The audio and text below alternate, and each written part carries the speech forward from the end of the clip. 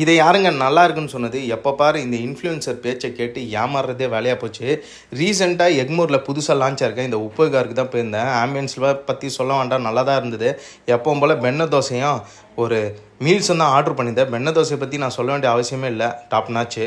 Next பார்த்தீங்கன்னா meals, அது கூட பார்த்தீங்கன்னா 2 கூட்டு, சாம்பார், ரசம், அப்புறம் வந்து பாயாசம், 2 பூரி, அது தொட்டுக்க குருமா, அதுக்கப்புறம் மோர் குழம்பு, இதெல்லாம் கொடுத்துருந்தாங்க.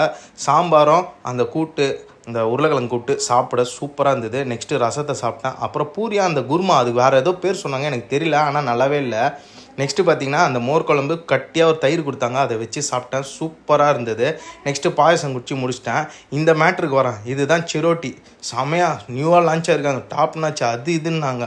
ஏதோ சர்க்கரை, இந்த பாதாம், அதுக்கப்புறம் அந்த பாதாம் பாலில் கூட அந்த பவுடரை போட்டு தான் பாதாம் பால் இதெல்லாம் போட்டு கொடுத்தாங்க. இதை போட்டு ஊற வச்சு சாப்பிட்டு பார்த்தேன், சத்தியமாக நல்லாவே இல்லை, அந்த அளவுக்கு ஒர்த்து கிடையாது. நீங்கள் யாரும் ஏமாந்தீங்கன்னா மறக்காமல் கமெண்ட்ல